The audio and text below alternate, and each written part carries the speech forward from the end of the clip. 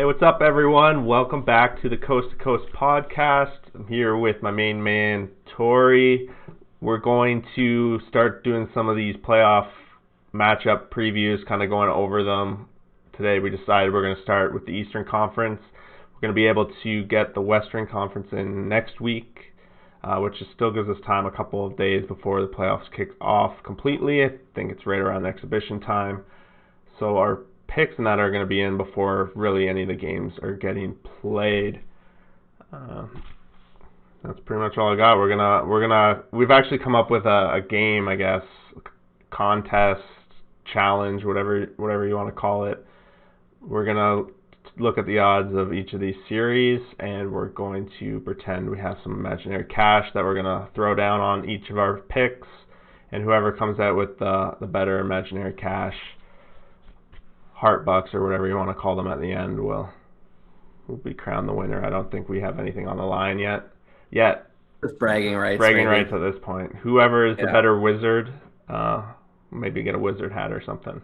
I mean, I'm not usually good at these because I usually have this like crazy thing made up in my head, this situation where all these teams are going to play. Like, I know there's been many times in the past where I said, oh, I think these two teams are going to meet each other in the playoffs. Yeah. I've got to kind of wrap those up cleanly. So those what you'll see in the predictions, which I'm excited to get to. But if we get to the first four teams, which is an interesting situation for the round robin play-in games, you just mentioned before we recorded that for Philly, Carter Hart just left practice yesterday. Yeah, that's what it was going along the bottom of the ticker as I was watching other stuff.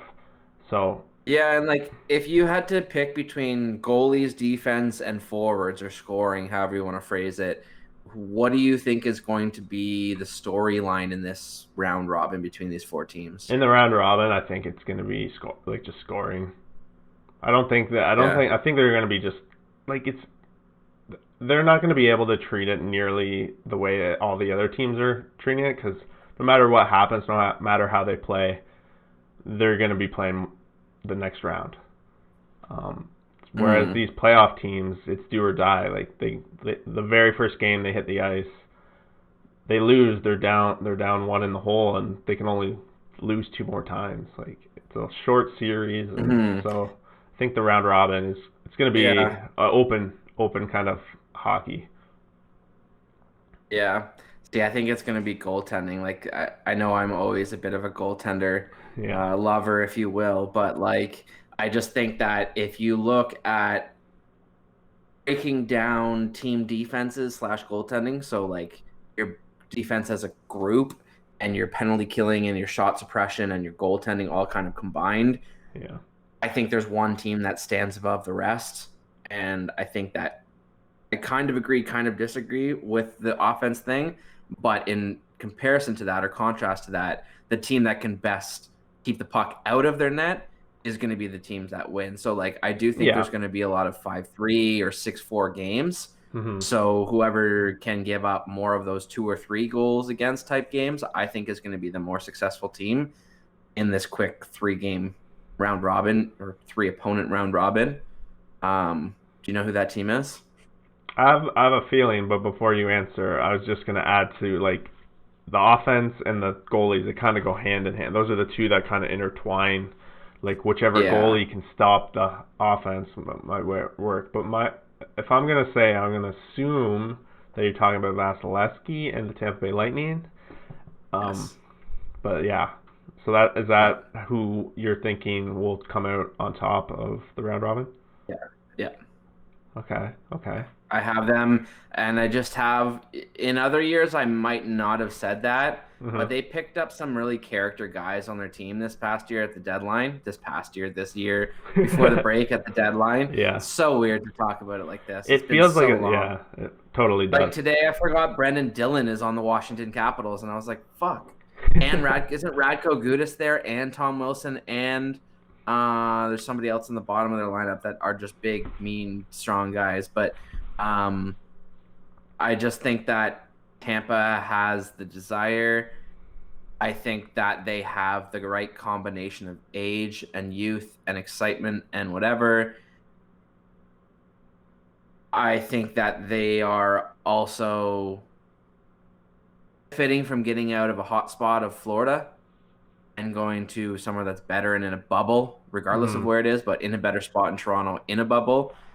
I think that, I don't know, there's just too many ups. There's too many positives to me about Tampa compared to other teams. Yeah, I'll agree with you. I think Tampa is probably the best pick out of this bunch, even though they're not necessarily favored. I don't think it matters at this point. Really, I wouldn't put any of my money in on any of these teams because I think the round robin is like a coin flip. Some teams are going to try harder or whatever. But when it comes to Tampa, I think they might have been one of the teams that, other than the fact that Stamkos was hurt at the time when all this went down, I think they might have been one of the teams that suffered from this whole lockdown and the fact that the gap might have like closed between the teams behind them and that. So like whether so I think they'll really want this first, even though it could result in a matchup against the same team that knocked them out last year, or it could be the Toronto Maple Leafs even. Like, well, there's reseeding after each round, right? Yeah, and that's why I focus. Like, if I have them first, very difficult. Yeah, if I have them first, I was kind of just like assuming all the best teams win, or like they're gonna play the 8-9 team. I was just kind of making that strong leap of faith into what it could be. Yeah, I'll add some more to that idea in a minute, unless you're done talking about Tampa Bay. I'm done. Yeah. Or do you disagree? Do you think Tampa Bay is going to win as well? Yeah, I would pick them to be the top. Or do you have them in a different spot? No, I would assume. So we both agree. Yeah, I think so. Okay, so we both have Tampa in the one slot. So we'll go to number 2 slot, I guess. Yeah, sure. Okay, so this is where I really struggled trying to make a decision. Yeah. Because I'm trying to wrap prior predictions into this, along with how I think a lot of other matchups are going to go with the reseeding and taking that into account. So you're going deep. I don't really think this team is going to finish second. I think they're going to finish third, but I'm going to pick them second anyways, just to make my prior predictions wrap into form. I'm just going to say by you saying it that way, you're just covering your ass for when you're wrong. But well, I'm not necessarily trying to do that. Like, obviously, I had the free choice to pick 2 or 3, and I could just pick 3 and blow other stuff out of the water. Yeah. But I guess I'll just go ahead and say who I pick number 2. It's the Boston Bruins. The Boston Bruins, and the reason I say that is because we'll get to predictions later, but I don't want, nor do I think that they'll face Toronto next round. They might face them another round, but something tells me, a gut feeling, it won't be Boston unless we get to the East Final kind of thing. So I had to manipulate, because I think Toronto, based on reseeding of my predictions, finishes as the third team. So if I picked Boston as 3, then it would be Boston and Toronto, which, again, I didn't feel would happen. So that pushed Boston up a spot to me, which is why they finished It's just not in the stars to happen. Is that okay? It's not. But I think that Boston is a little older. I think they're going to have to get some guys going. It sounds like a couple of their guys were not necessarily taking protocol seriously, or accidentally did something they shouldn't. Not exactly sure. That would be David Pastrnak. So it just... Has he come back yet? He hasn't, no, but It sounds like he's in quarantine. Oh, okay. So if that's the case, then he won't be back until, like, he may not play in the round robin, which isn't a big damage to the Bruins.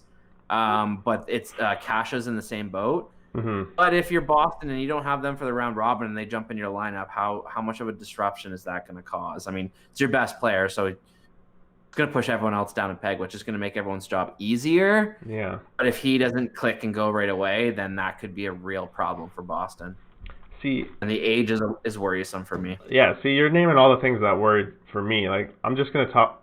So I'm just going to respond and tell you where I have Boston. I have Boston as last in this division. Yeah. Yeah. Well, I shouldn't say division. Like, in this round robin, I have them just because there's a lot of question marks to me in how they'll match up against the other 3 teams. I think the other 3 teams on paper are just better than them. If the only kind of wash I would give in, this might give away my picks, is that I think Philly's super close. Boston has a better top line, I would think, but yeah, I have them coming in last, but again, I think it's a crapshoot. It's also interesting that you say that, because it just doubles down on what you're saying earlier with like offense and whatnot. Not saying that Boston doesn't score, but they're built for quote unquote playoffs, right? Yep. Well, this year, who knows if the hockey is going to be playoff hockey, especially in the round robin. If it's not playoff hockey, I think that provides the biggest disadvantage to the Bruins in that three opponent play-in series.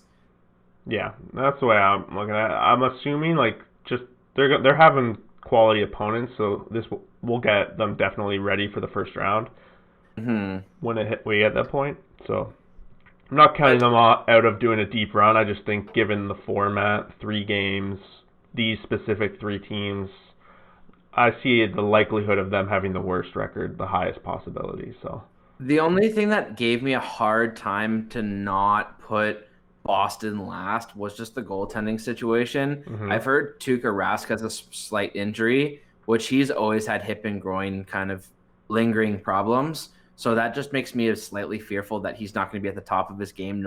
Or maybe he might miss a game, or maybe he needs like rest time or whatever, right? Yeah. So if he can't get to his top game, do I trust in Halak? Not all the time, but basically what I did is I started listing all the goaltenders in the East in the round robin, and I wanted to see which team it took the longest to get both of their goalies, and then that was Philly for me, because Elliott obviously would be my last choice out of the bunch. So that's why, to me, that bumped Boston up. Like I was saying earlier, I had them in the 3 spot, maybe 4, because of a lot of the stuff you said. But just going back to that list you created, bumped it up a bit. That list you created. So you have McElhinney above Elliott? Well, no, but if Tampa comes out, goes 2-0, and they're playing somebody that's 0-2, McElhinney will start, and everything's irrelevant. Yeah, that's fair. If Tampa Bay comes out 1-1 and they need to play, Vasilevsky's playing, which to me, McElhinney was the most unlikely to play. That's very true. Yeah. Where if Carter Hart's on his game, they're all just as capable of stealing a game here and there. But if Carter Hart has the rookie yips, or has a bad game or two, and they need somebody else to step in or whatever, or God forbid he were to get hurt, that would terrify me to have to go to Elliott. I mean, yes, to answer your question, I'd go Elliott over McElhinney in most situations, but it's close. It's super close to me. It is close. To me, I was just kind of, that's what stood out to me based on what you were saying. Okay. Let's move on. We have Tampa number 1 for both of us, and then you had Philly, you said, right? Number 2? No, actually. You said Boston 4. Boston 4, yeah. You said Boston 4, and I had Boston 2. Yeah. Okay, so let's go to spot number 3.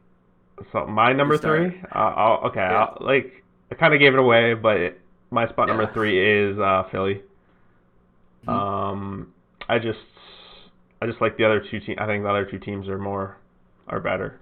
So on a balance of probabilities, I think they're going to make it. With Carter Hart leaving the practice yesterday, I'm not concerned yet, but that adds a little bit small percentage. You never know. You got to keep that in consideration. Definitely making predictions this early. So I got Philly there. Lindblom might be coming back soon, and Patrick, if his concussion issues could come back, that would be 2 massive additions for Philly too. Very massive. I think the Caps are cup contenders at this point. Not that Philly's not. Not that Philly isn't. That obviously means that for your number 2 spot, that is the Capitals. Yeah. Washington. Yeah. Yeah. Part of me feels like a lot of. I was just gonna say, part of me feels like Ovechkin. I haven't heard anything. I have nothing to back this up with, but I feel like he's the type that is super hungry to win another one, and he's used this quarantine to be ready for another level. Yeah. I also picked Washington. So a lot of the points that you said about Boston It's kind of why for me, I flip-flopped like really a lot between Washington in the 4 spot versus the 2 spot, but I wanted to make a certain matchup happen as well. So that's partially why Washington's down there. But I also feel like if there's going to be one team out of the 4 who plays well but doesn't get results early, it's going to be Washington. Yeah, it's valid. Like, I think that they could have a solid power play. Obviously, Ovi makes that good. I think they could have a solid penalty kill. I think that they have a solid team, but with the couple slow guys they have, it could be that team that maybe takes an extra penalty or two accidentally, which causes them late in the game or like hurts them late in the game or something. Like, I just feel like, I guess, like I just said, like they'll play well, but the results just might not be there for them. Yeah, I can get behind it. So you have Washington 4, and then that means Philly 3? Yep.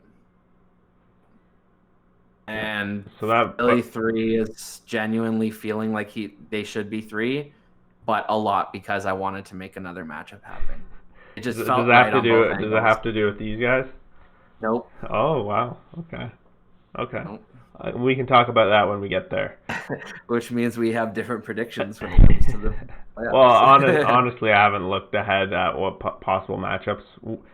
If I was right in my predictions that we're going over today, I didn't look at who played who. I have no idea. Oh, how it would reseed? No, yeah, okay. I had no idea, so maybe I should consider that.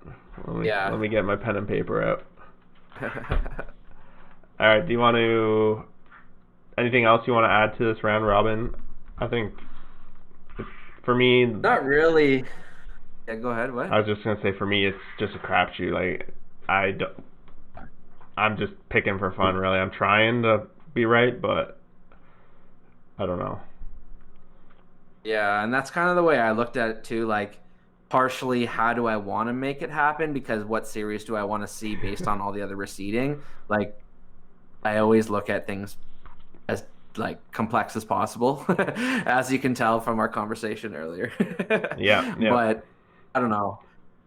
Basically, like I felt really good about what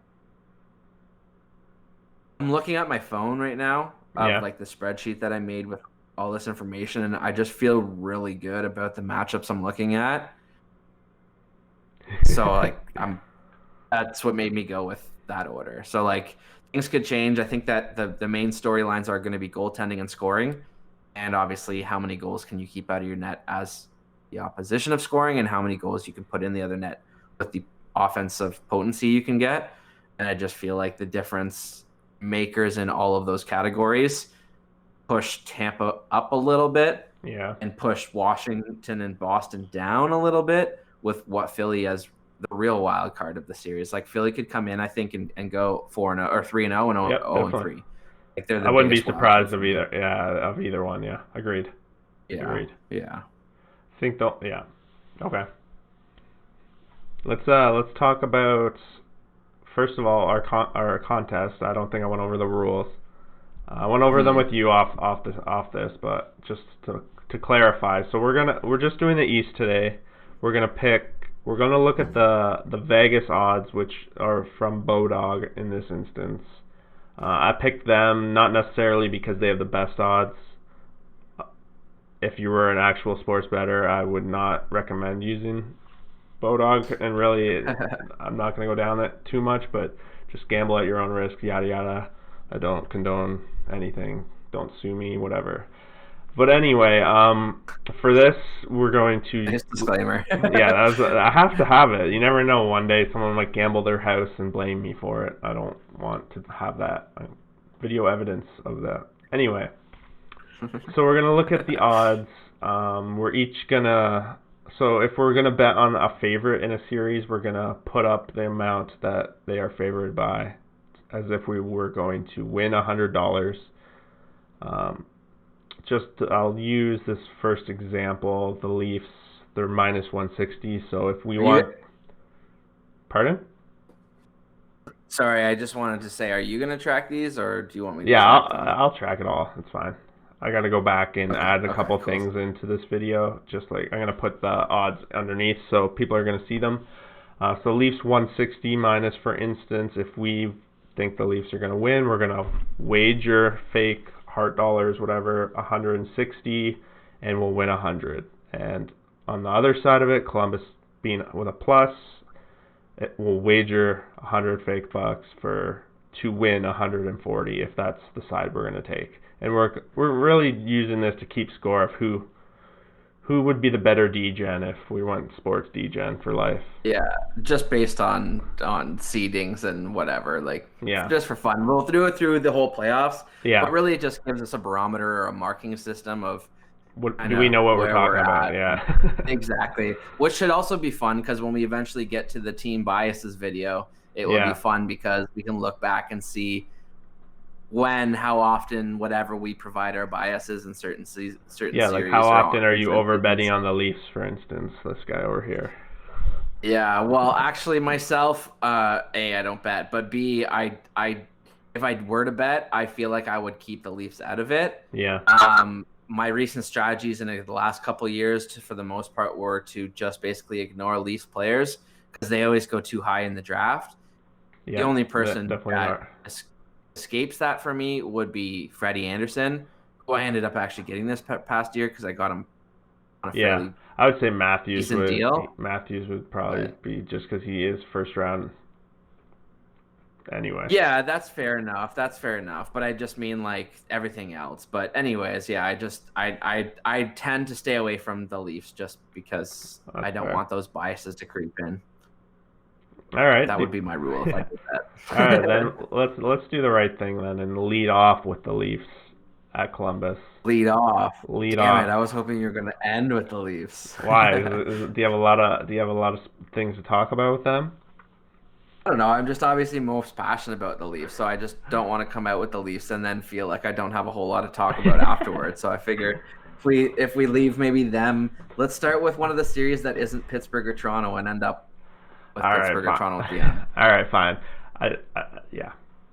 All right, let's start with what is considered basically a coin flip by the Vegas odds. Florida, New York Islanders. For me, Florida -105 is who I'm picking. All right, is this series over yet? Yeah, I'm not. I just think Florida is the more around better team, and Bobrovsky, hopefully he's out of whatever slump he's in, or if it's Florida themselves that created this slump for him, hopefully they've figured out how to bandage it. They've had like 4 months now to solve whatever those problems were they've been having for so long.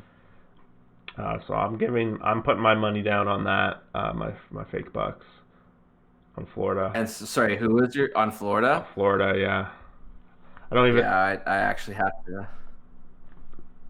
That's what you got too? Yeah, I was gonna say that's what I gotta pick too, because to me it comes down to just as simple of if you had 3 games to make a statement, and you had an option. Varlamov or Bobrovsky. You ignore everything that's happened this past year. Everything's a fresh, brand new slate. Who are you taking? Bobrovsky. No, you barely thought about it, and that's how I went about it. Yeah. I also think Florida's players, their forwards are stronger. Their defensemen are a little stronger. Like if we're doing that same test on their other sections, that's what I'm doing. And that, But again, I mean, I think it's going to be a close series. I have it going 5 games personally. Okay. But unless there's a couple overtime games when it's like 3-1 and 2 of them are overtime losses kind of thing. Excuse me. But Islanders are known to be one of the better defensive teams. Yeah. And Barkov is one of the best defensive centers in the game. So, like, it kind of could be a low-scoring series. Voids out that strength. Yeah, fair enough. But it just kind of voids out that strength for me. So, like, the Islanders, if I'm not looking at them as this defensive beast, then I start looking down the lineup, and I'm like, okay, well, the Islanders are more built for playoff-type hockey. But if we're playing more offensive style, that advantage definitely 100% goes to Florida. And then I don't love either of their defensive units as a whole. Yeah. They've got some nice pieces. But if I'm relying on a goaltender to come up and make big saves at big times, which I think is going to be required in this series because of the lack of consistent strength deep defense, I'm taking Bobrovsky. So close series, but I take Bobrovsky more times than not. But yeah. Okay. You said it well. Said pretty much anything I would think about it. So. Yeah. There's not too much I feel like to say about that series. I think it's safe to say if you're not one of those fan bases, this is probably the least interesting series for you in the East.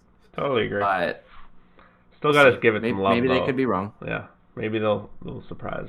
I'll tune in a little bit because the schedule. I'll watch them. Yeah, it's the only game on sometimes. Yeah, other series, which it mostly isn't. If there's other games on at the same time that I prefer to watch, that will be my second choice, 100%. But if there's nothing else on, I'll watch that. Did you see the schedule for the first 2 days? Oh, we lost him. So I was just asking if you saw the first 2 days of the playoffs, the TV schedule. I did quickly, but I didn't really look at them to know what's going on. Yeah, so basically it's hockey from like 9 a.m. Pacific to like 10 at night Pacific. It's pretty insane. That's amazing. Yeah, it's pretty great. I'm excited. I'm super excited. Yeah. All right. Let's go to the Carolina Rangers series. Yeah, for sure. I have a feeling we're gonna have the same pick here, maybe. Is that sorry? I have a feeling we're gonna have the same pick. Again, I'm going with what's considered the underdog, the New York Rangers. Mm-hmm. They were just so damn hot down the stretch that the fact that they're getting this chance here is surreal and so good for them. I think they're going to take a big advantage of it, specifically against Carolina. I think the weakness of Carolina is their goaltending. I don't know if Dougie Hamilton's going to be back, though. He possibly could be back. No? He might be, but will he be at 100% and will he be in tune? Yeah. I don't know. Maybe. This could be a very high-scoring series. It's possible that the Rangers, like they were so hot, they might have been on so much adrenaline because they still had playoff chances at the time of all this, and they thought, I'm sure in their dressing room they felt like they could make it. Are they gonna come crashing down? Free time, really. Yeah, is their team gonna have been crashing Rangers down? On free time. Is Zibanejad gonna be able to get back to the form he was at pre-pandemic? If he's playing with Panarin, yeah. Yeah. So. Oh, wow. Panarin's fucking good. Yeah, so is Sebastian Aho, but I know you don't appreciate him as much. Yeah. Yeah, I mean, Aho, Svechnikov, and I don't even know who else is on their top line versus Panarin, Zibanejad, and I don't even know who the third guy is on the top line there for that team, but I would probably take Panarin, Zibanejad over Svechnikov and Aho, and I really like Svechnikov. I'm a big fan of his. Yeah. But okay. I think that even like Carolina's known for having a strong defensive core. Rangers are kind of like the poor man's version of that right now because they're young and whatever. Like they've got Trouba, they've got D'Angelo, who's had an amazing season. Will that continue? I don't know. And they've got, I don't even remember who else they have, but like Fox. They've got Fox. Yeah, they've got 3 goaltenders who I would pick over any of Carolina's goaltenders at any point. That's true. Yeah. So I mean, if I've got 3 options on my team before I'd go to your 4th option, I'm gonna go with that team's more than not, just because one of those 3 guys will get hot and play on their head. You got to know that. And it might even be Lundqvist. Who knows? Who do you think they're gonna go to for game 1? I haven't been following like their practices or anything, but I think they should go Shesterkin, because I go with the kid that I plan to run the future with. I want him to be learning on the job now. Yeah. I want him to be getting the experience now. If he falters, I probably then go to Lundqvist. Okay. And if Lundqvist doesn't have it, I'd probably start Shesterkin. If he doesn't have it the second game, I probably would scratch Shesterkin and put Lundqvist and Georgiev and be like, whatever happens tonight, one of you two will be determining how we move forward here. Yeah. And then if both of them shit the bed, then I go back to Shesterkin. But if that probably wouldn't happen. One of them will step up, but I start with Shesterkin. He's my guy. Yeah, that's who I would start with too, but I'm not sure that they're going to be able to pull the trigger on that. But we'll see. What do you mean? I think that it's one of those things. It's like, yeah, I think they'll be shy and go Lundqvist.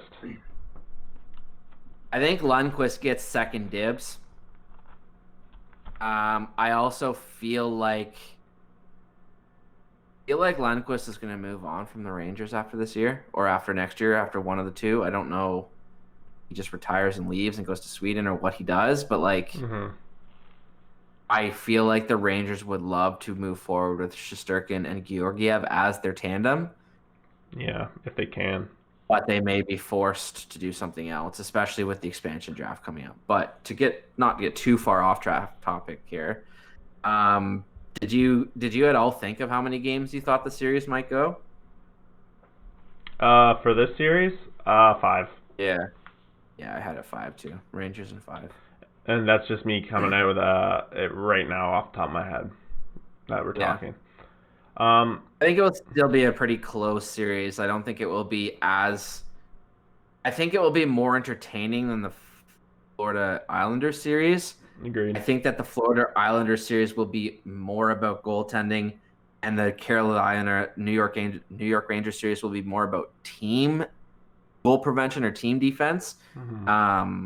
So I think there'll be 2 completely different series, but I think in terms of games and close scores and whatever, I think it'll be the same. It'll definitely be a more high-paced series. I think Carolina just seems to get in these crazy high-scoring games sometimes.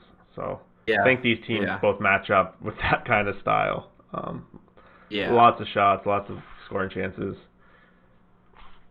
But yeah. Something tells me go Rangers here, though. I've always felt that way before I even looked at the rosters or the odds or whatever. Something just told me that Panarin can have a big series, and one of those 3 goaltenders can steal a game or two, and you're through the round, right? It takes just something like that. I agree. And to me, if the odds were 50-50, completely down the middle, it'd be a lot harder.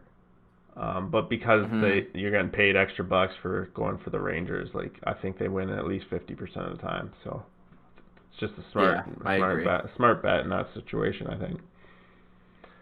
Alrighty, let's move on to the biggest. I guess that's your pick now. I was just gonna say let's move on to the biggest favorite, since I know you're gonna want to talk about the other one for a while. Biggest favorite of the round. Yeah. Pittsburgh Penguins minus 230. So if you want to win $100 on that one, you have to risk $230. Habs plus 190. So almost 2-1 on your Habs money if you think the Habs have a chance. No, they don't. In reality, I already don't like what I'm hearing from their camps. Montreal. Yeah. What were you gonna say?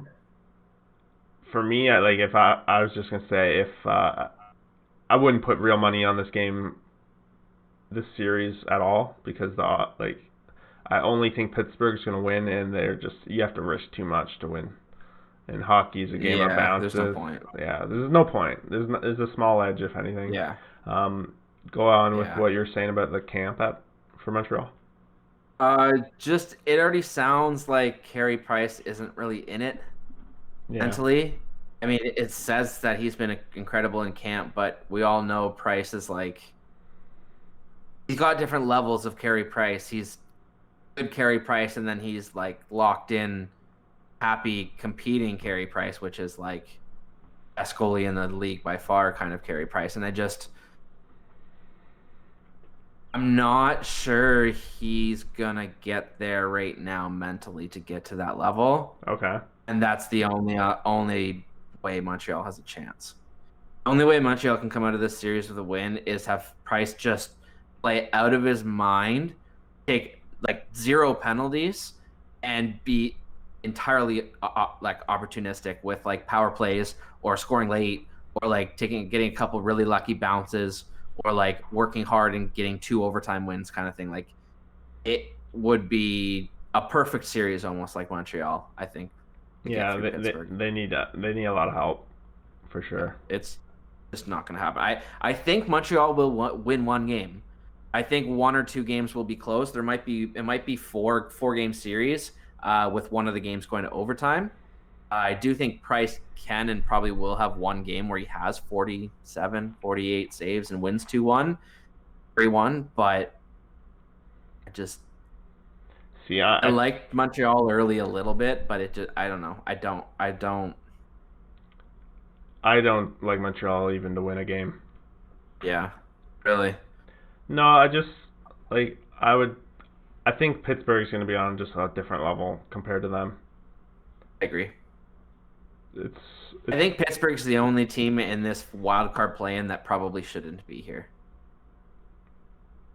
You could maybe argue Toronto or Columbus, but like I don't. If you were to tier the teams like in terms of quality or whatever, well, I think Pittsburgh's in a tier of their own. Yeah, they are the top seed though in the play-in, so it makes sense that.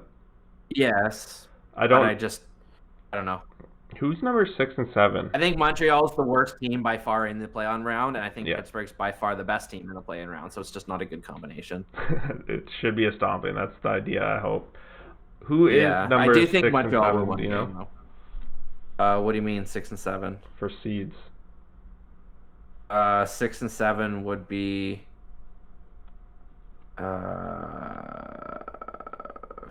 So it goes Pittsburgh, Carolina, New York, Toronto. Okay. Columbus, Florida, Rangers, Montreal. So Carolina's technically 6th? Yes. Okay, that makes sense.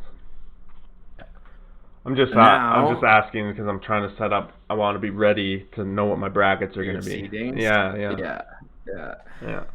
So I mean, I don't know. I guess Pittsburgh, Montreal. Like the only thing I really want to say about Pittsburgh is like, I think if there's a team out there that is happy to be around the boys, to have all the guys back, injuries healed, like the old guys get another shot, the Marlows, the Hornquists, like I think they're just one of those teams that will be in the right mindset to compete off the get-go. I think that, like I said, they're the best team in this play-in round. They should be compared to more like the 4 teams in the round robin. And I think if they get the right seeding, Pittsburgh can go far. Yeah, I like them a lot in that series. I think it'll be a fun series, but I don't think it'll be a close series. Has anything come out to your knowledge about like Max Domi and? He is reporting to camp. Last I heard, but he's been delayed because he's going through like special protocol of sorts. Okay. It's unfortunate, this kind of shit, but yeah, okay. I guess that's a good point bringing that up because Capo Caco as well has medical issues that could be compromised if there were to be an issue. COVID in one of the change rooms of the Rangers or whatever. But yeah, there's a few players that I'm optimistic because I've been watching baseball and like following it very closely as they're kind of doing the crazier. They're playing games already, and they're actually traveling to different cities to play already. Mm-hmm. So it seems like things are under control for them so far. So I'm optimistic. I think we should be in good shape. Definitely with the bubble scenario. Let's hope. Yeah. Well, a lot of people were saying that like there probably won't be a lot of trades this year. There are probably a lot of people in baseball. I'm not sure that the season will finish, but yeah. But I don't know. I don't want to get off track with baseball. Let's jump to this. Yeah, we can talk about that at the end, but let's talk about the Leafs. This is the last one. This makes me nervous. These odds they're well written. In my perspective, like I wouldn't play this series either. If I had to bet real money, but since we're playing with Heartbucks, putting my money just on the Leafs, mainly because I want to see them win. A little bit of the bias coming out, but also because they're favorite, and you got to bet the favorites, right? Yeah. I'm gonna go out and say something crazy about this series. I think Sure. this series goes 4 or 5 games.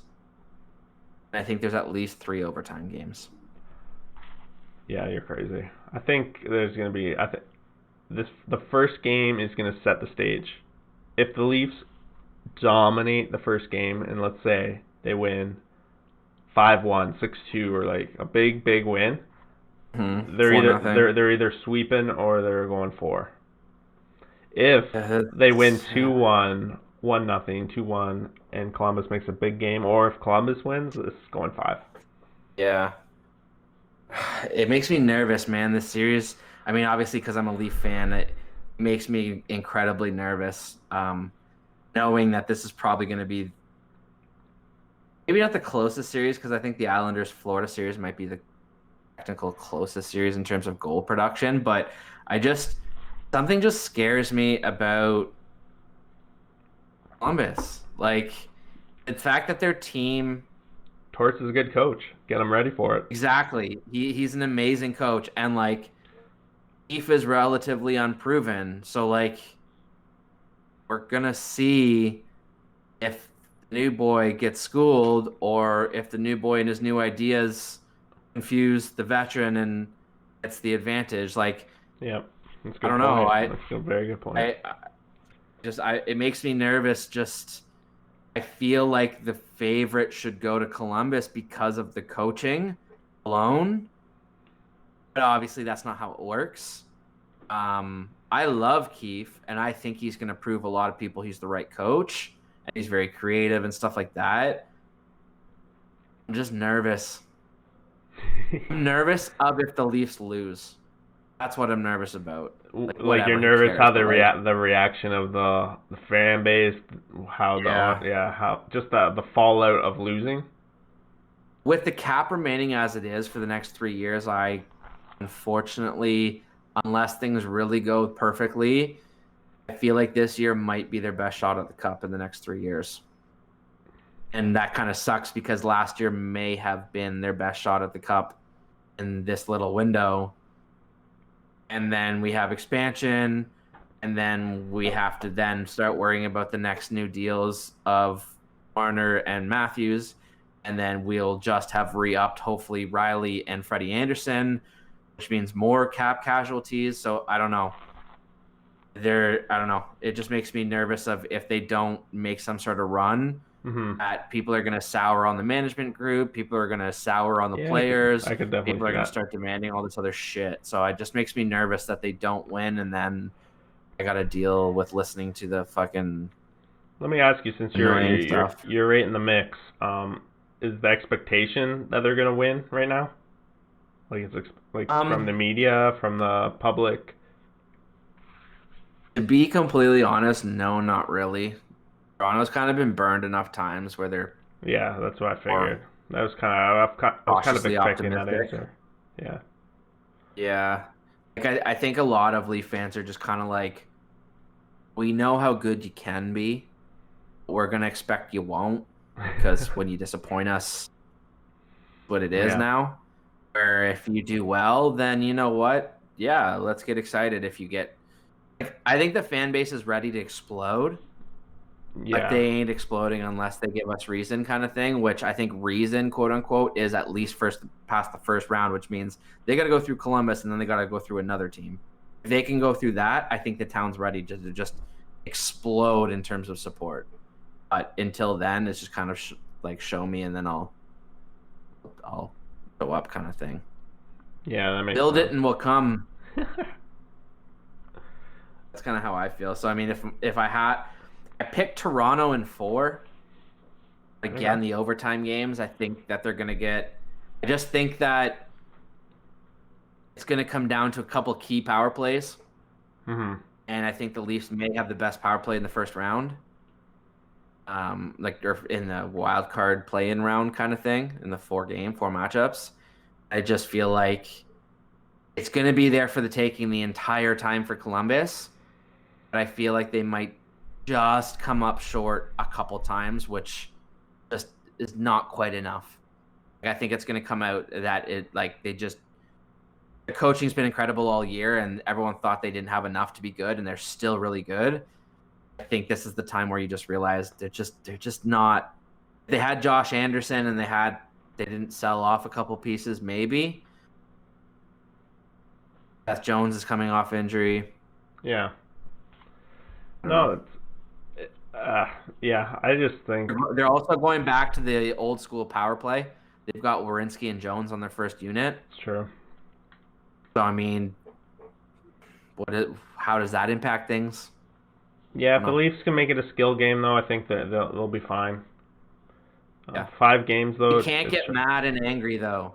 I'm nervous about them taking dumb penalties and it costing them. That's another thing that makes me nervous. That's why I'm saying this game number 1 is so important in this series. I know it's going to be important all the series, but I think I don't know if I agree with that. You don't? I don't know if I agree with that. I actually think that it would be better for Toronto if they lost game 1.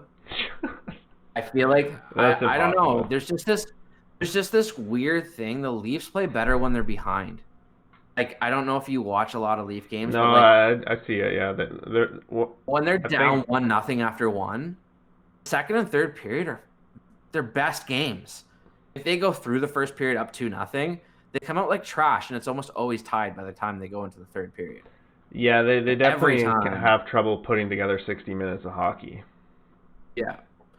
And I feel like that will extend to putting a consistent match or series together, which I just feel like there's going to be one game where they just shit the bed. Like, I know it. There's going to be one game, and if they're gonna shit the bed one game, I want it to be game 1, because I want them to be like fuck, and then come out and be like, we're not taking nothing for granted. And it'll be interesting to see the exhibition game between the Habs and the Leafs, because the Habs are like they're kind of different spectrums of what we're talking about. We're talking about the Habs, how they're pretty much toast, and the Leafs, how they need to come out. So, like, can the Leafs, if they can come out and step on the Habs' throat, could set the stage for both teams. It could. I think that the player of the series, so to speak, will either be one of Nick Robertson or Kasperi Kapanen. Okay. I think Columbus can put together 2 lines that can shut down the top 6 of the Leafs. I mean, that can be somewhat of a... Can't shut down the top line of the Leafs, dude. I think you can shut them down. You can't produce at the same level, but you can shut them down. If you can shut them down and the first line only gets 4 or 5 goals in the series, I would call that a success. Okay. And then if you have your second line that shuts down the other second line of Nylander and Veras and whatever, and same thing, you only give a minus of a couple goals over the series. Now you're looking at the third line. I think that is where the Leafs have the biggest advantage.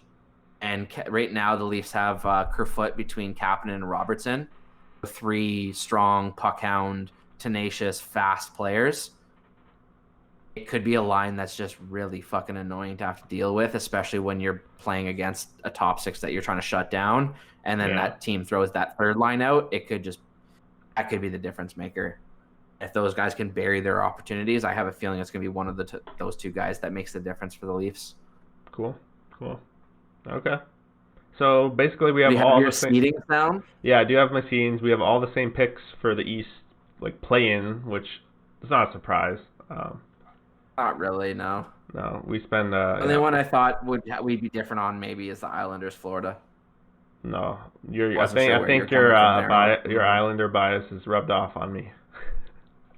Yeah. No, I'm just kidding. Yeah, so I do have my matchups, which pretty interesting.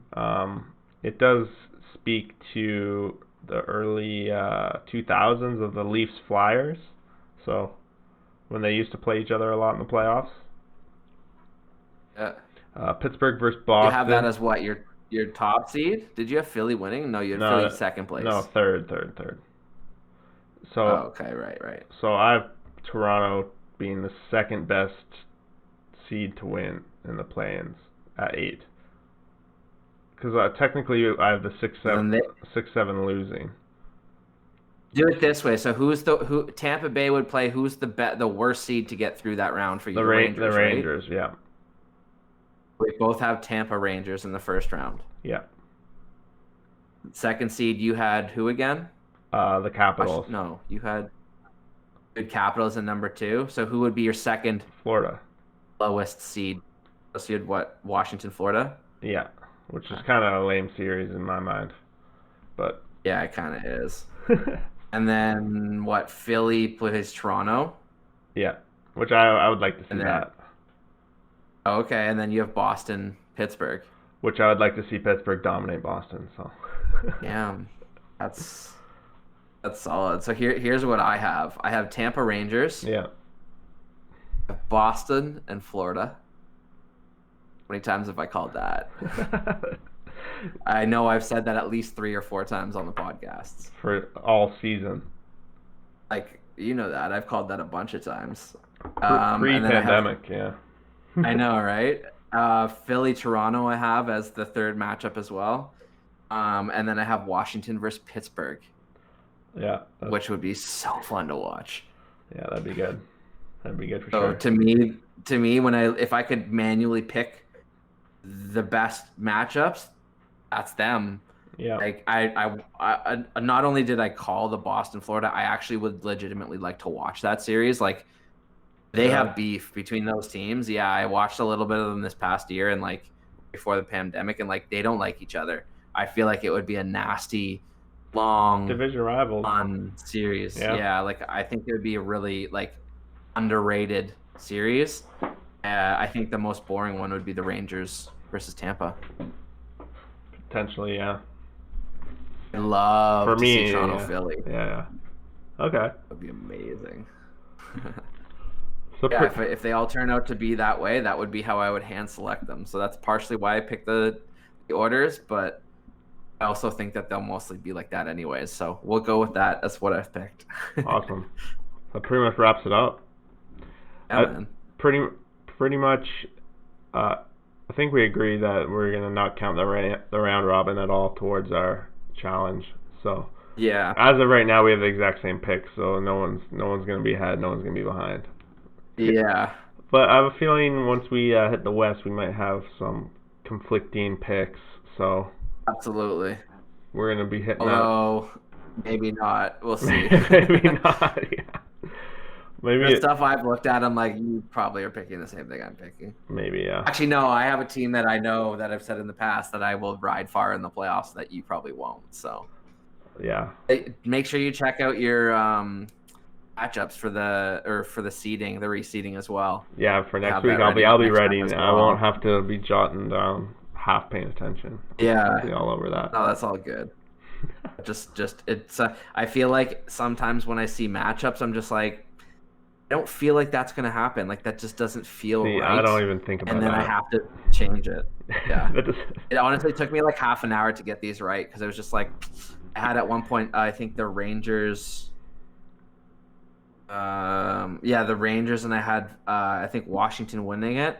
I'm like, I could maybe see that from like back in the day. But then I had like Toronto, Boston, and I'm like, no, that's not happening. See, we approach it so differently. I look at it logically. You look at it emotionally. So.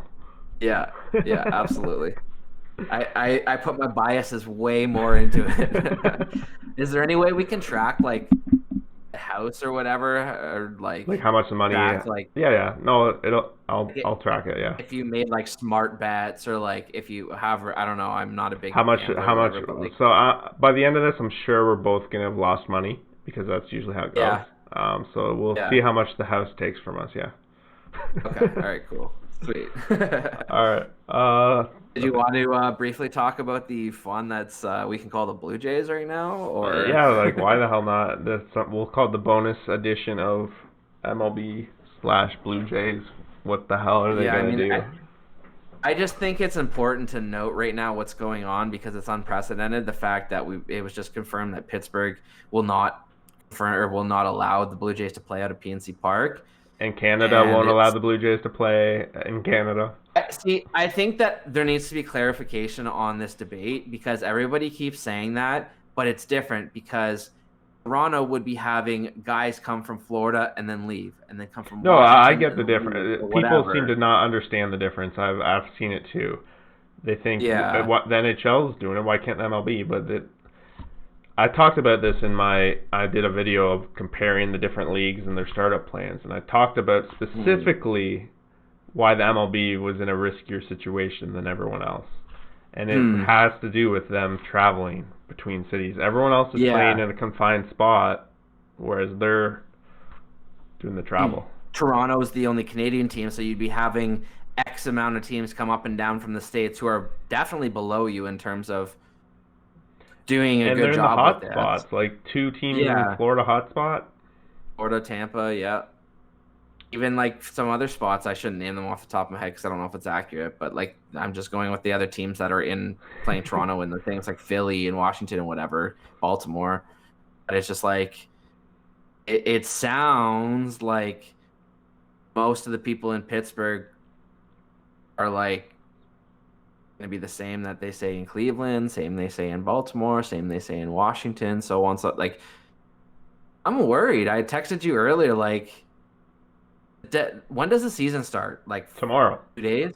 Tomorrow? Literally tomorrow.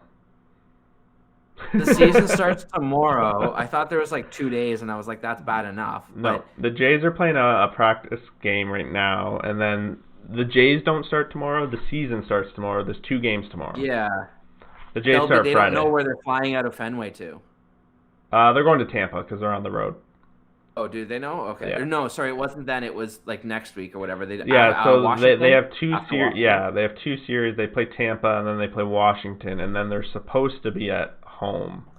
That's unclear where that is, and I see a lot of people saying, "Oh, I guess they're just gonna have to play every game on the road," but I don't even think it's that simple.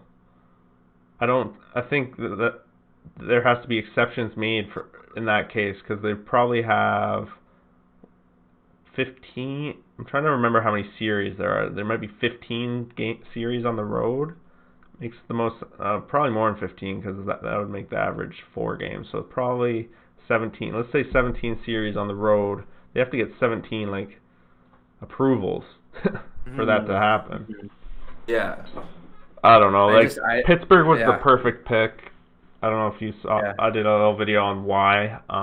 It's because I didn't see that one though. Their schedule lined up just so well with Pittsburgh. They only had 7 times where it would have been a crossover. So out of 30 games, 7 issues. That would have 2 series really. I was shocked to see that Pittsburgh denied it. I know. I thought it was gonna be good, slam dunk. Good and dandy, and then all of a sudden I saw it and I was like, wait, what? Yeah, once the Pirates organization said, okay, we're good to go, I thought it was a slam dunk. I think everybody did. Tim and Sid were tweeting out that it's a slam dunk, it's over, they're set, they're playing in Pittsburgh. I've seen all the photos of the Pittsburgh Blue Jays or the Pittsburgh Yellow Jays, I think they were calling them. But I guess the government shut it down, and honestly, it wouldn't surprise me if there's some political ploy here of someone trying to needle Canada for keeping the border shut or something and not letting it happen. It wouldn't shock me. You know what they should do? They should merge the 2 teams, Pittsburgh and Toronto, so that you just have the best of all the players, and then you just play as the Pittsburgh Blue Jays or the Toronto Pirates. Has to be the Pittsburgh Blue Jays if they're playing in Pittsburgh. Yeah. Or the Pittsburgh Blue Pirates. Yeah. There you go. That would be an interesting season of jerseys. Imagine how good that team would be. It'd be a pretty good team, I think. Actually, I don't know how much. I don't even know the Pirates roster. It wouldn't be too much. I know that Archer's hurt. It would maybe. Bell's a good player, but so is Guerrero. Yeah, it would maybe. Honestly, I think I would rather the Jays players in almost every position. It might help our 4th and 5th pitchers or bullpen, but I would probably rather just have the Jays. Sorry, Pittsburgh, you kind of see them down there low on the power rankings. I know, right? I don't know. It will be really interesting to see what happens because. Do you think it's possible they just Jays? No, you're not playing this year. They can't. Well, that's why I sent you the message with the MLS. MLS set up this whole bubble and everything, and their teams were unable to play. Classify it whatever reason you want. They could not play, so they had to forfeit and drop out. Yeah, that's specific. So if the Blue Jays have nowhere to play. That one's well, like for the MLS teams, they couldn't play because the majority of their roster had COVID when the games were supposed to start. And it'd be as if the Blue Jays were like half our team has COVID now. We're starting the season tomorrow. We're out. But I don't know how they would adjust for it because it would make all the American League East teams have less games, and then the wild card, like, I don't know. The only backup solution I can think of is just simply like, let's say you're playing Washington as the away team, you still play in Washington, you just pitch first or pitch second. No, and that's what most people are saying. You're the home team, but people are saying like that. People are acting though that that's the done deal now, and I don't even know if. I wouldn't be surprised if there's more ploys to be had here, man. I just gotta say though, I gotta give the MLB a freaking fail on the way they've restarted this season because it's been a disaster. They're lucky they're hitting the. Yeah, I give kudos to the NHL. I think it's also a bigger fail. It's a bigger fail for the MLB because they went on about this whole, the CBA is going to struggle, we're not making money, and then the Dodgers hand out how much money to Mookie Betts today? It just basically ruined the legitimacy of everything they said to people when everyone was bargaining or bitching over money, and the normal person was like, okay, well, you rich people can argue over your multi-billions of dollars, and when you finally agree to whatever, then we'll come back. They finally kind of came back, and they announced this deal, and it's like, most people are just going to be like, what the fuck were you arguing over for then? Like, none of this makes sense to us. So, I don't know. I think it makes them look really bad. Yeah. Yep. I'll just have to do it, but I don't know. It'll be interesting to see. I just felt like it was necessary to bring up the Blue Jays just because we don't know what's going on, and we're obviously fans of the Blue Jays. We're Toronto fan based ish kind of, but I mean, not really, but on my end, Blue Jays. It's the biggest story to me, and this is not just because I'm a Blue Jays fan. I think it's one of the biggest stories going on in MLB right now. But the season's not started, so it feels weird to be focused so much on it because I'm trying to broaden my horizons to outside just Blue Jays, but no one else seems to be talking about it except Blue Jays people. So no, yeah, and that's why I kind of feel like MLB right now is a bunch of rich people, and they're like, well, we're good. You know what I mean? It's not like, well, Toronto's not. How do we help? It's, I don't know. But yeah, like they're being fended to figure it out on their own. Like the MLB is not like, okay, we need to figure this out. What can we do? I'm sure there's got to be someone like build a field of dreams. Do something. Yeah. Well, I mean, even Buffalo, that's not ideal either. Yeah, that's what I thought. That was what I originally thought they would go to, but I guess there's a lot of issues there. Yeah, they're saying it's just not appropriate lighting and not appropriate for broadcast, so they can't really get proper recording and whatever, get it onto TV, which what I said to you the other day, which could be good in the end of all of this, if that is the route they take and they have to retrofit Buffalo Stadium with all of this professional type equipment and lighting and everything. How amazing would that be after this, once you're back in Toronto, to then be able to broadcast Buffalo? Like Shapiro and Atkins are known for like prospects and developing and stuff. Like Buffalo's been pretty solid and had some pretty big names over the last couple of years. Like if they continue to develop the way they are, Buffalo should probably be a pretty good team like the Marlies, where there's a demand for it to be broadcasted and demand to be televised. Buffalo locals usually really get behind their team in general. So yep, that's true too. I mean, that would be able for you to sell like Bison's package on TV. It's kind of similar to like AHL Live or whatever, right? You can. And for the hardcore Jays fans in Toronto, Buffalo's not far. Exactly. I mean, I would maybe take a trip down for like, watch a game, stay the night, watch a game, head home kind of thing. Mm-hmm. For the right series, I would consider that for sure. Definitely. But yeah, I wanted to talk about that too, because there's a lot of nonsense going on right now. Considering the season starts tomorrow, which is going to be some I'm super pumped. I watched my first Jays yesterday with Nathan Pearson. Didn't do so hot. Quick, how many games will the Blue Jays win this season? Assuming they play them all, and assuming they're playing all their home games on the road, I'm gonna say 24.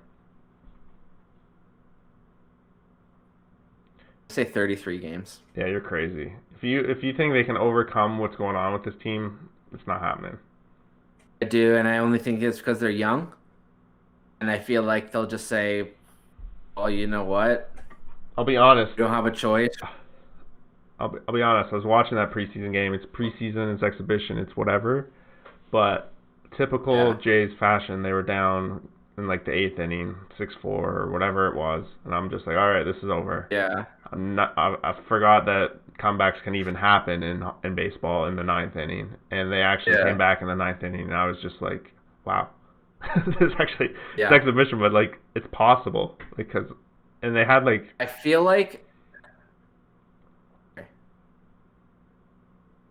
What? You froze? Okay. Oh, go ahead. I was done. Oh, my bad. There's like, it seems like there's like a weird like 2-second delay. Oh, okay. So it's just like yeah. There might be. I was just gonna say I feel like with the Blue Jays, I just feel like in the past we've watched teams that are like veterans that work at bats that are smart and intelligent and play the game that way. But I feel like that sometimes that style just doesn't work that game or whatever. Or I feel like the Jays now, because they're youthful and because they've got a manager who really believes in trying everything and anything until curtains down kind of thing. Like, I just feel like there's a lot of players on the team now who are going to play until the game's over, like play until the final out, as opposed to being like, whatever, what's one game, we'll come back tomorrow stronger kind of thing, which is what I feel like the Blue Jays had a problem with recently. It kind of pissed me off a little bit, which is why I stopped watching them a little bit, because it was just like, the talent's there, but if it doesn't show up, it's like, oh, well, we know it's there. It'll show up eventually. Eventually it didn't. So, like, I don't know. I'm just a believer, like, run the bases, steal some bases. You'll get thrown out time to time, but maybe they throw it in the outfield and the guy comes around and you get a free run. Or what if you get into scoring position and you keep out of the double play? Like, I just feel like youth, exuberance, excitement, like not giving up is what's going to be the difference of this season, which is why I think the Blue Jays will surprise a lot of people. I hope they do.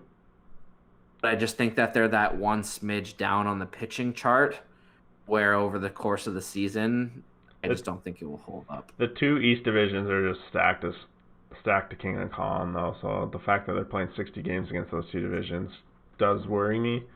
But there's also two pretty poor teams in the Marlins and the Orioles, so you never know.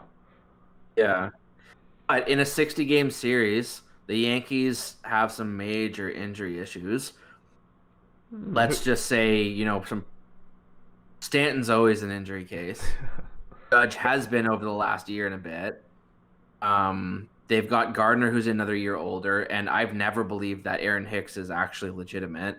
Like, he's a good ball player, but I didn't think he's as good as he's been producing. Mm-hmm. I feel like that's a byproduct of the team, similar to like LeMahieu, but to a lesser extent. But I just feel like even what's the catcher's name again? Gary Sanchez. Yeah, like he's been battling with some injuries over the last couple of years. Like, if there's going to be a team in the AL East that just can't get the machine going because of injuries and it didn't get going, it's going to be the Yankees for me. Yeah. And I just feel like Boston doesn't have it this year. Something tells me I don't think Boston is not going to be in the picture. And I feel like the Jays will be above Boston. So, like, if the Yankees struggle that mightily with injuries and stuff, I could see a situation where Tampa wins the division and Toronto's only a few games back of the Yankees. Now, that would depend on the other teams and divisions and stuff for who all leaves the spots open, but... This is why I like you, Tori. You're a dreamer. I love it. I just like to think of all the possibilities. Like the Yankees, what was it, 2 years ago? Didn't they go 2 years or 3 years ago? They lost 80% of their first 40 games, and then they went on to win I think it was 90% of the last games. I don't remember, to be honest. It was a couple years ago. I think it was the year after Stanton came to the Yankees because that was the first year he was amazing, and Judge came up mid-year and killed it. And then the next year, Stanton missed like the entire season. So I think it was Last 2 year years was the ago. first year they won the division in a long time. It was like 10 years. Yeah. So They also had that was the year where they had what was the guy, the pitcher, the big prospect that they had that got caught with the resin on his hands. not Pineda. Yeah, Pineda, Michael Pineda. And that was when Severino was just coming up and Betances was coming up as their big time closer. I don't know. I just feel like something tells me that Yankees could not have a good season. All right, so outside of that division, who are like? Is there a team that you're like excited to watch potentially? There's a couple. I have a couple for me. Like, what do you mean? Like, just generally speaking? Yeah, generally speaking. Like, is there a team that you like that you want to watch? Well, the NL I don't really watch much. I will be honest, I never watched the NL because I thought it was dumb that the pitchers always hit. Yeah, it's great. And now that they have DH, yeah. I know now that they have DH, that honestly could change things for me. I might be open to watching more NL games. Like, it just annoyed me. Like, it was just a different game. I couldn't watch it. It wasn't. It was really annoying when you'd have a rally going and then your pitcher comes up. And like it was only a few years back that I learned like what a double switch was, and then when that would happen, I was just like, wait, what the fuck is happening? This guy's here, and that's what? Yeah, it was just like a whole different. You have to manage it completely different. Yeah, it's just yeah, like that. Like I said, the fact they have DH, I hope they keep it moving forward full time. I hope so too. And I would definitely be more open. Like Cincinnati, for example. Cincinnati, I probably, if they didn't have DH, I probably wouldn't care. Yeah. But they do now, and that probably is a big win for Votto. Yeah. So I think that might make me, obviously the Canadian connection, but maybe Cincinnati might be a team I might watch a bit more of them play this year. That was one of my teams. I'm expecting them to make big leaps. Yeah. I wouldn't be shocked for them to win that division. They made some huge moves in the off season. Yeah, and I realized I actually like Milwaukee more than I had said in that original bias we were talking about. Yeah. I forgot about the whole Prince Fielder era. Oh, good old Prince Fielder era. That was a good one. Yeah. And then it was Lyle Overbay before him. I remember that too. Yeah, I don't know. I mean, the Angels kind of catch my eye a little bit. That was the other one I was gonna add in there. I want to watch Ohtani though. Like, I want to see him go. Yes, forgot about that. Yeah, I mean, I think that I would watch some Twins games too because their fucking lineup is ridiculous. After adding Josh Donaldson, like that's just silly. I've always liked the Cubs. I'll watch some of their games probably. Looking at your chart behind you. Yeah. I mean, I don't know what it is about the Braves, man. They just don't tickle my fancy at all. I like Freddie. I'm a big Freddie fan. Yeah, I'm a fan of a bunch of their players, and like back in the day when they made all the playoff appearances, like when I first got into baseball, they were like they'd win every year. Team. Yeah, like the Maddox and what was the other pitcher? Tommy Maddox and Glavine.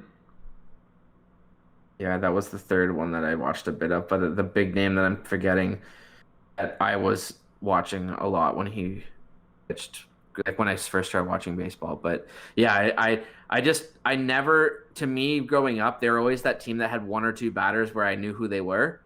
And a couple pitchers where I was like, damn, they're really good. And then everyone else, I was like, I have no idea who you are. Trevor Jones and Andrew Jones. Yeah, exactly. So it's just like, I don't know. They just don't tickle me in any kind of positive or negative way. They're just flatline for me. I've liked nothing. Well, since Alex Antropoulos or whatever went in there. Yeah. They've been making moves, so I like him because he makes moves. Yeah, I do too. So he's the type of guy that takes chances. And I thought he was a perfect fit in Dodgerland, but he obviously wasn't ever going to become the number one man there. Yeah. Is what better resources of having all the money in the world plus being able to, like, that's the other thing that pisses me off about baseball is that looking at your chart above you, all the number 1 and the number 2 teams are the top 2 teams signing international talent for free. Yeah. So they're good every year, and they don't draft well necessarily, but they always are the ones who scoop up all these kids out of nowhere from the Dominican Republic or whatever, Yeah, because those and guys turn them want to into play there superstars. too. Yeah. Exactly. So it's like an unfair competitive advantage where it's like, here, have a free resource. What would the MLB be without the Yankees? Come on. I'm just care. I'm just joking. I know. Right. I don't know. I think it will be interesting here, though. Yeah, it's gonna be fun. I like the 60 games. It's gonna make it so intense the whole way. Yeah. Every game. Everything out the window. Yep. I know that it just popped up and we were talking about it just before we came on here a little bit, but they just came out this evening saying that they might change the playoff format before the season starts. Did they actually? Yeah. They're saying that they're considering changing it mid-season. No, they said it has to be decided upon before first pitch of the season, but they're still open to potentially changing it, which if you're telling me the season starts tomorrow, we're now within the last 24-hour stretch basically here. So, like, there could be big news overnight that, MLB is missing out on half of its season while we're also going to get 30% more playoff games, so get more revenue there. Yeah, I don't see why they wouldn't do it at least for this season, just to get more cash in on the playoff hype. Apparently, there's going to be a big expansion announcement for NHL Seattle on Thursday. Okay, so that means Seattle is being postponed. Fucking hope not. Maybe they finally know the name of the team. That's what I'm thinking. That was my original. That was your original guess? That was my original guess. Because honestly, man, if this expansion doesn't happen, Leafs are fucked. You mean if it's delayed 1 year, they're fucked? Because that means that in the third year, the cap definitely won't go up. Which it just screws them. Like, basically, moving forward, if they want to keep all their big guys, they can't have any extras. They can't have long-term secondary guys. Yeah. So, like, beyond their big guys, they can keep, like, Kapanen. That's it. Can't keep anyone else. Yeah, they'll figure it out. They're smart. They pay. Yeah, and I mean, if we circle back to just what you said about the Dodgers and Yankees, how these kids want to play for them, well, Leafs have proven that they signed these Russian kids over the last few years. Like, if people know I can go play with a good team, obviously I get the same money anywhere I go, but I can go play with good players. Why not go there? I might only be there a couple of years, but why not go there to make a name for myself and then make my money a year or two later? Well, if you're playing with the best too, you're going to be learning with the best, so that's good too. That's what I'm worried about, like with the Leafs, for example, with Mikheyev. You know how he got his wrist cut with the skate? Well, he's been practicing in Toronto because he lives here now, but he's basically just been shooting a puck by himself as his recovery. So he's shot I've shot in like 1 million pucks in the last couple months. Apparently his shot is like way better, way heavier, and way more accurate because all he's been doing is shooting a puck by himself. So, like, if he somehow turns into like a 22 goal scorer, he's going to price himself off the team. Yeah, but then they'll flip him for some assets. Of course. But then you have to hope that you get your next piece that produces like that. But that's the fun part. That's the part that I wish I could get involved with the management. Yeah, for sure. Analytics and the money ball and all that other fun stuff. We'll get on it. Yeah, one day. All right, dude. Maybe I'll GM some sort of something for a championship. All right, dude. I think that's Vladdy just hit a dinger. Who did? Vladdy? Vladdy just, I think Bichette got on base and then Vladdy got a dinger. 2-0. Whoop, whoop. All right, I think I'm going to wrap it up here, buddy. Sounds good, man. It was nice talking to you. We'll touch base real soon. The Western Conference next week. Next week, yeah. Go Vegas. And hockey time. Yeah, buddy. All right, take care, dude. Take it easy.